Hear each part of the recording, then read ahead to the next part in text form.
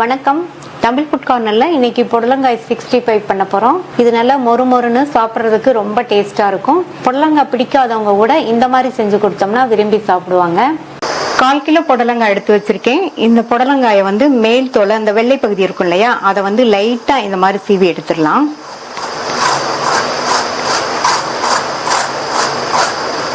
கத்தியை வச்சு லைட்டாக இந்த மாதிரி பண்ணாலே அந்த மேல் தோல் வந்துடும். மேல் தோலை சீவிட்டு வாஷ் பண்ணி நல்லா தொடச்சி எடுத்து வச்சிருக்கேன். இப்போ இதை ரவுண்ட் பீசஸாக கட் பண்ணணும். 2 சைடும் நுனி பகுதியை இந்த மாதிரி கட் பண்ணிட்டு ஃபர்ஸ்ட் நம்ம புடலங்கால உள்ள விதைகளை எடுக்கணும்.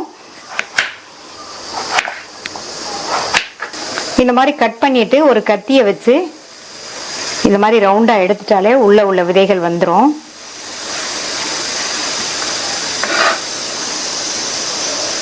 விதைகளை நீக்கியாச்சு. இப்போ இதை ரவுண்ட் பீசஸா கட் பண்ணிக்கலாம்.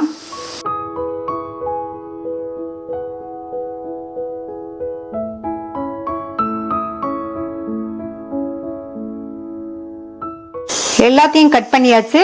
இந்த மாதிரி திக்னஸ்ல எல்லாத்தையும் இந்த மாதிரி ரவுண்ட் பீசஸா கட் பண்ணிக்கங்க. இந்த பாத்திரத்துல 3 டேபிள் ஸ்பூன் மைதா மாவு, 2 டேபிள் ஸ்பூன் அரிசி மாவு, 1 டேபிள் ஸ்பூன் சோளம் மாவு, 2 டீஸ்பூன் தனி மிளகாத்தூள் சேர்க்கிறேன், 1 டீஸ்பூன் கொத்தமல்லி தூள், 1/4 டீஸ்பூன் மிளகுத்தூள், 1/4 டீஸ்பூன் சீரகத்தூள், 1/4 டீஸ்பூன்ல பாதி மஞ்சள் தூள், 1 டீஸ்பூன் இஞ்சி பூண்டு விழுது, இதுக்கு தேவையான அளவு உப்பு, அப்புறமா 1 டீஸ்பூன் இருக்கிற அளவுக்கு லெமன் ஜூஸ் பிழிஞ்சுக்கலாம். இப்போ சேர்த்த எல்லாத்தையுமே நல்லா ஒன்றா மிக்ஸ் ஆகுற மாதிரி இது மாதிரி மிக்ஸ் பண்ணி விட்டுட்டு நம்ம ரவுண்டாக கட் பண்ண புடலங்காய் பீசஸை இதில் சேர்த்துடலாம்.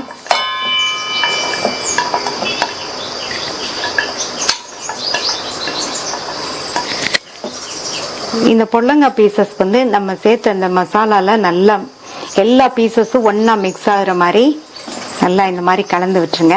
ஃபர்ஸ்ட் தண்ணி எதுவும் நம்ம தெளிக்க வேண்டாம். நல்லா இந்த மாதிரி பெசரி விட்டுட்டு தேவைப்பட்டா தண்ணி தெளிச்சுக்கலாம். எல்லா பீசஸ்லயுமே மசாலா நல்லா கோட் ஆயிருக்கு பாருங்க. இதுல ஒரே 1 டீஸ்பூன் மட்டும் தண்ணியை இந்த மாதிரி தெளிச்சு விட்டு மறுபடியும் நல்லா இந்த மாதிரி பெசரி விட்டுறலாம். அவ்வளவுதான். அடுத்து எண்ணெயில போட்டு பொரிச்சு எடுத்துடலாம். எண்ணெய் விட்டு சூடாயிடுச்சு. ஒவ்வொரு புடலங்காய் பீசஸா எடுத்து எண்ணெயில சேர்த்துடலாம்.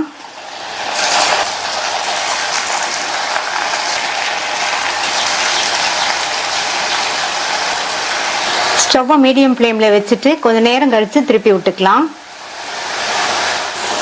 இப்போ 1 நிமிஷம் கிட்ட ஆச்சு. திருப்பி விட்டுக்கலாம். நல்லா இந்த மாதிரி திருப்பி விட்டு நல்லா ஃப்ரை ஆனதுக்கு அப்புறமா எடுத்துக்கலாம்.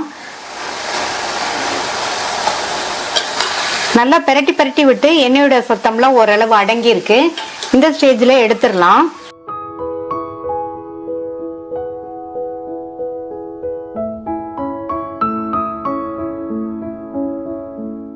நல்லா மொறுன்னு சுவையான புடலங்காய் 65 ரெடி ஆயிடுச்சு. மீதி உள்ளதையும் போட்டு எடுத்துடலாம்.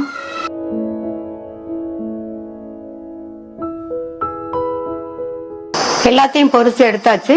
கடைசியா ஸ்டவ் ஆஃப் பண்ணிட்டு இந்த சூடான எண்ணெயில கொஞ்சமா கருவேப்பிலை இலைகளை சேர்த்து எண்ணெயிலேயே வறுத்துடலாம்.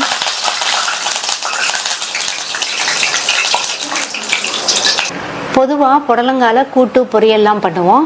இந்த மாதிரி செஞ்சு கொடுத்தோம்னா எல்லாருக்குமே ரொம்ப பிடிக்கும்.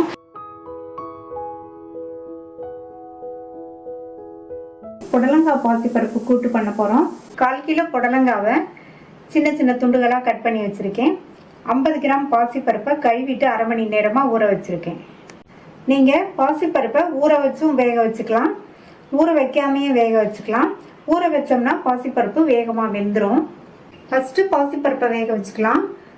பாசிப்பருப்பை இந்த பேன்ல சேர்த்துட்டு அது கூட 2 பிஞ்ச் மஞ்சள் தூள், முங்குற அளவுக்கு தண்ணி. இந்த பருப்பு நல்லா சாஃப்டா வெந்து வரட்டும். பாசிப்பருப்பை நான் ஊற வச்சதுனால இந்த அளவு தண்ணி சேர்த்து வேக வைக்கிறேன். சப்போஸ் நீங்க ஊற வைக்கலைன்னா தண்ணி இன்னும் கொஞ்சம் அதிகமாக சேர்த்து வேக வைக்கணும்.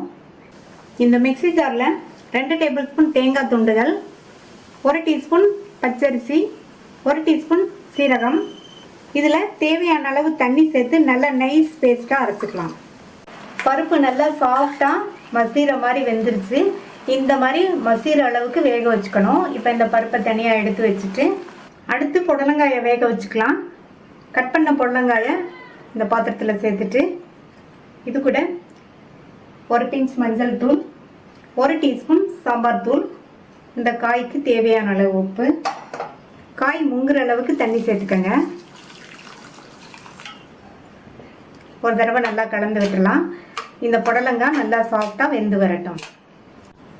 மூடி வச்சிடலாம். இடையில திறந்து பார்த்து காய் வெந்துருச்சான்னு செக் பண்ணிக்கோங்க. காய் நல்லா சாஃப்டாக வெந்துருச்சு. இது கூட வேக வச்ச பாசிப்பருப்பை சேர்த்துட்டு அரைச்ச தேங்காய் விழுதையும் சேர்த்துக்கலாம். மிக்ஸி ஜாரை கழுவி 1/4 கப் தண்ணி சேர்த்துருக்கேன். நல்லா ஒரு தடவை மிக்ஸ் பண்ணி விட்டுடலாம். நல்லா கலந்து விட்டாச்சு. இந்த ஸ்டேஜில் நீங்கள் உப்பு செக் பண்ணி தேவைப்பட்டால் சேர்த்துக்கோங்க. இது நல்லா கொதிச்சு வரட்டும். இப்போ கூட்டு கொதிக்க ஆரம்பிச்சிருச்சு. ஸ்டவ்வை சிம்மில் வச்சுருங்க. எல்லாம் ஒன்று சேர்ந்து ஒரு 5லேருந்து 6 நிமிஷம் வேகட்டும். சிம்லேயே வச்சு 5 நிமிஷம் ஆச்சு. கூட்டு ரெடி ஆயிடுச்சு. இனி இதுக்கு தாளிப்பு போடணும். கூட்டு இந்த கன்சிஸ்டன்சியில் இருந்தால் சாத்தில் விட்டு சாப்பிட்றதுக்கு கரெக்டாக இருக்கும். தாளிக்கிறதுக்கு 3 டீஸ்பூன் எண்ணெய் விட்டுருக்கேன். சூடாயிடுச்சு. அதில் 1/2 டீஸ்பூன் கடுகு, 1/2 டீஸ்பூன் உளுந்து, 1 டேபிள் ஸ்பூன் நல்ல பொடியாக கட் பண்ண வெங்காயம், கறிவேப்பிலை, ஒரு கட் பண்ண காஞ்ச மிளகாய், 2 பிஞ்ச் பெருங்காய பவுடர். இப்போ நல்லா வதக்கி விட்டுக்கணும். இந்த வெங்காயம்லாம் நல்லா வதங்கி வரணும். அப்போ தான் கூட்டு நல்லா வாசனையாக இருக்கும். வெங்காயம்லாம் நல்லா வதங்கிடுச்சு. இந்த தாளிப்பை இந்த கூட்டில் சேர்த்துட்டு நல்லா ஒரு தடவை மிக்ஸ் பண்ணி விட்டுட்டு ஸ்டவ் ஆஃப் பண்ணிடலாம். ரொம்ப ரொம்ப சுவையான ஈஸியாக பண்ணக்கூடிய புடலங்காய் பாசிப்பருப்பு கூட்டு ரெடி ஆயிடுச்சு.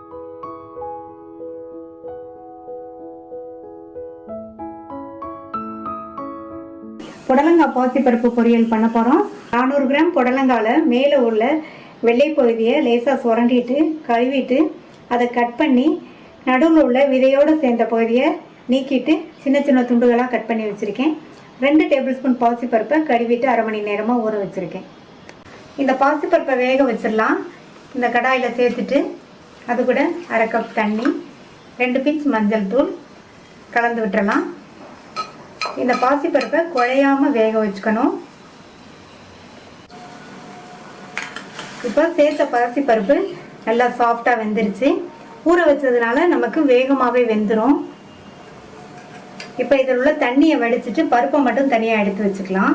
இந்த பேனில் 4 டீஸ்பூன் எண்ணெய் சேர்த்து எண்ணெய் சூடானதும் அதில் 1/2 டீஸ்பூன் கடுகு, 1 டீஸ்பூன் உளுந்து, அடுத்து கறிவேப்பிலை, 4 கட் பண்ண பச்சை மிளகாய். பச்சை மிளகாவை நீல வாக்கில் கீழே சேர்த்துக்கங்க. 1/4 கப் அளவுக்கு பொடியாக கட் பண்ண வெங்காயம், 2 பூண்டு ஸ்லைஸ் பண்ணது எல்லாத்தையும் வதக்கிக்கலாம். லைட்டாக வதக்கி விட்டால் போதும். பச்சை மிளகாவை இந்த மாதிரி நீல வாக்கில் கீறி சேர்த்தோம்னா புடலங்காயும் க்ரீன் கலரில் இருக்கிறதுனால நம்ம சாப்பிடும்போது அடையாளம் பார்த்து எடுத்துடலாம். கட் பண்ண புடலங்காயை சேர்த்துட்டு எண்ணெயிலேயே 1 நிமிஷம் போல் வதக்கி விட்டுக்கணும்.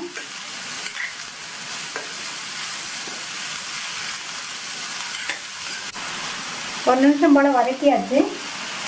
இந்த காய்க்கு தேவையான அளவு உப்பு சேர்த்துக்கலாம். உப்பு 3/4 டீஸ்பூன் சேர்த்துருக்கேன்.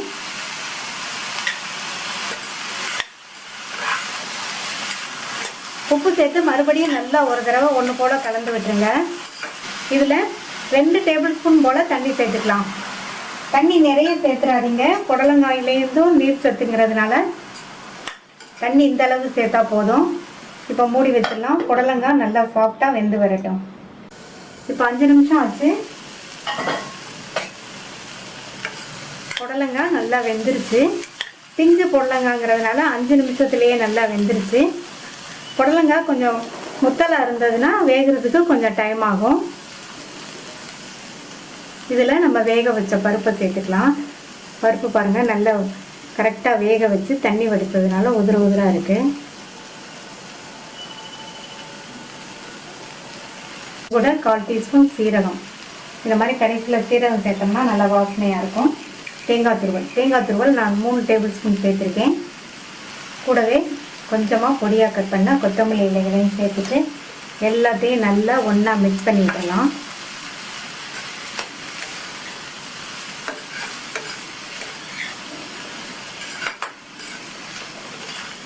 நல்லா மிக்ஸ் பண்ணி விட்டாச்சு. ஸ்டவ் ஆஃப் பண்ணிடலாம். ரொம்ப ஈஸியாக பண்ணக்கூடிய டேஸ்டியான புடலங்காய் பாசிப்பருப்பு பொரியல் ரெடி ஆயிடுச்சு.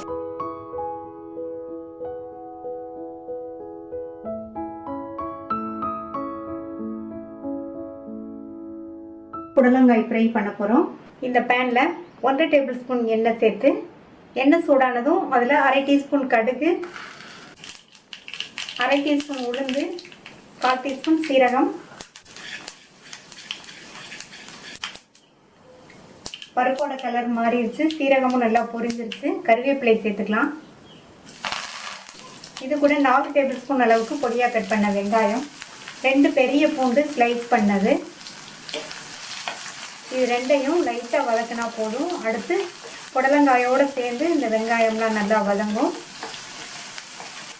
வெங்காயத்தையும் பூண்டையும் லேசாக வதக்கி விட்டுட்டு கட் பண்ணி வச்சா 1/4 கிலோ புடலங்காயை சேர்த்துக்கலாம். புடலங்காயை ரொம்ப மெல்லிசாவும் இல்லாமல் ரொம்ப திக்காகவும் இல்லாமல் இந்த மாதிரி திக்னஸ்க்கு கட் பண்ணிக்கோங்க.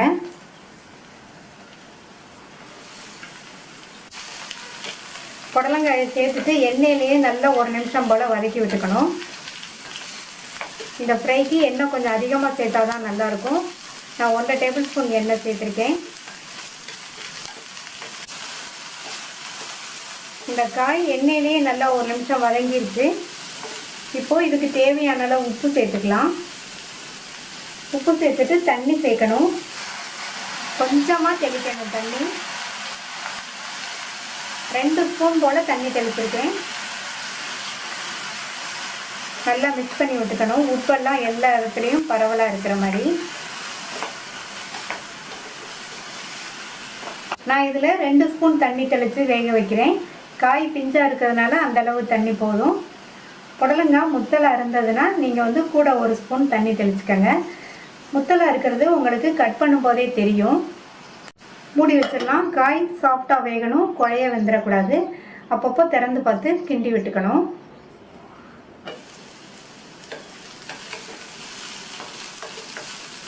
காய் குழையாமல் நல்லா கரெக்டாக சாஃப்டாக வெந்திருக்கு. இது கூட 1/4 டீஸ்பூன் மஞ்சள் தூள், 1 டீஸ்பூன் தனி மிளகாத்தூள். மிளகாத்தூள் உங்கள் காரத்துக்கு தகுந்தபடி சேர்த்துக்கங்க. 1/2 டீஸ்பூன் மல்லித்தூள், 1/4 டீஸ்பூன் கரம் மசாலா தூள்.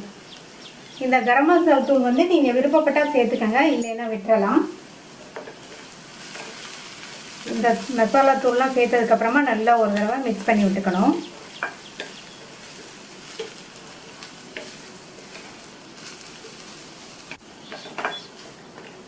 நல்லா கலந்து விட்டுட்டு ஸ்டவ்வை சிம்மில் வச்சுருங்க. மூடி போட வேண்டாம். 2-3 நிமிஷத்துக்கு இந்த மசாலாவோடு சேர்ந்து இந்த காய் ஃப்ரை ஆகிட்டு இருக்கட்டும். சிம்லேயே வச்சு அப்பப்போ இந்த மாதிரி கிளறி கொடுத்து காய் நல்ல மசாலாவோடு சேர்ந்து ஃப்ரை ஆகி நம்மளுடைய டேஸ்டான புடலங்காய் ஃப்ரை ரெடி ஆயிடுச்சு. இந்த புடலங்காய் ஃப்ரை காரசாரமாக நல்ல வாசனையாக டேஸ்ட்டாக இருக்கும். நீங்கள் இதுவரையும் புடலங்காயில் இந்த மாதிரி ஃப்ரை ட்ரை பண்ணலைன்னா ஒரு தடவை ட்ரை பண்ணி பாருங்கள்.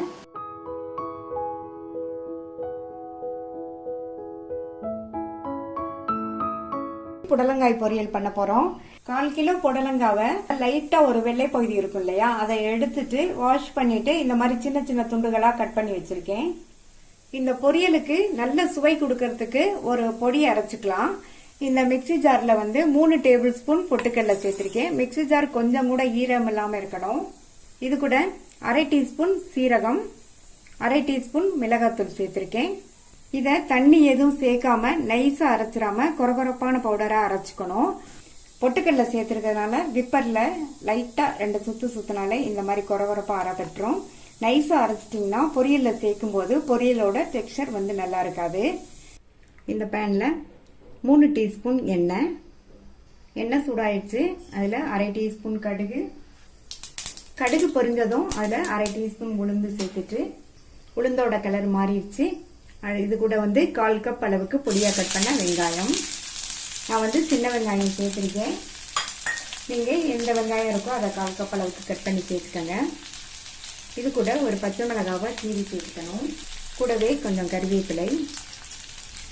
இந்த வெங்காயத்தை லைட்டாக வதக்கி விட்டால் போதும். இதில் 2 சின்ன பூண்டை இந்த மாதிரி கட் பண்ணி வச்சுருக்கேன், அதை சேர்த்துக்கலாம்.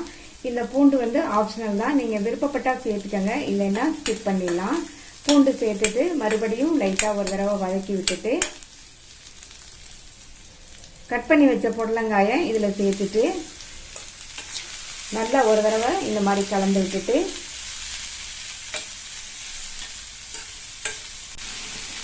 இது கூட 2 பிஞ்ச் மஞ்சள் தூளும் இந்த காய்க்கு தேவையான அளவு உப்பும் சேர்த்துருங்க.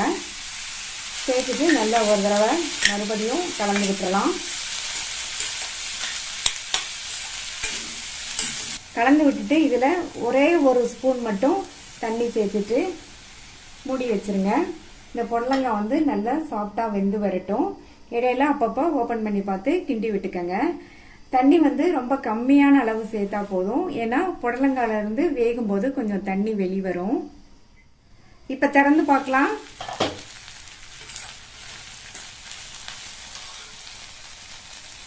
காய் வந்து நல்லா சாஃப்டாக வெந்திருக்கு. இந்த அளவுக்கு வேக வச்சுக்கணும். இதை விடவும் குழைய விட்டுறக்கூடாது, டேஸ்ட் வந்து நல்லா இருக்காது. இதில் நம்ம அரைச்ச அந்த பொட்டுக்கடலை பொடியை சேர்த்துடலாம். சேர்த்துட்டு நல்லா ஒரு தடவை கலந்து கொடுத்துருங்க. இந்த பொடி காயில் எல்லா பக்கமும் பரவுற மாதிரி நல்லா இந்த மாதிரி கலந்து கொடுத்துருங்க. இப்போ இது கூட வந்து 2 டேபிள் ஸ்பூன் தேங்காய் துருவல் சேர்த்துக்கலாம். தேங்காய் துருவல் சேர்க்க விருப்பம் இருந்தால் சேர்த்துக்கங்க, இல்லைன்னா தேங்காய் துருவல் சேர்க்காமையே இந்த பொரியல் நல்லா இருக்கும். தேங்காய் துருவல் சேர்த்து நல்லா ஒரு தடவை கலந்து விட்டுறலாம். இந்த பொரியல் நம்ம சாதாரணமாக பண்ணுற புடலங்காய் பொரியலை விட இந்த பொட்டுக்கடலை பொடி சேர்த்துருக்கிறதுனால டேஸ்ட் வந்து ரொம்ப நல்லா இருக்கும். இப்போ ஸ்டவ் ஆஃப் பண்ணிடலாம். சூப்பராக டேஸ்டான புடலங்காய் பொரியல் ரெடி ஆயிடுச்சு. இது சாம்பார், ரசம், காரக்குழம்பு, தயிர் சாதம் எல்லாத்துக்குமே சைட் டிஷ்ஷாக வச்சு சாப்பிட்றதுக்கு ரொம்ப நல்லா இருக்கும். இந்த பொரியலை ட்ரை பண்ணி பார்த்துட்டு உங்கள் கமெண்ட்ஸை சொல்லுங்கள். தேங்க்யூ.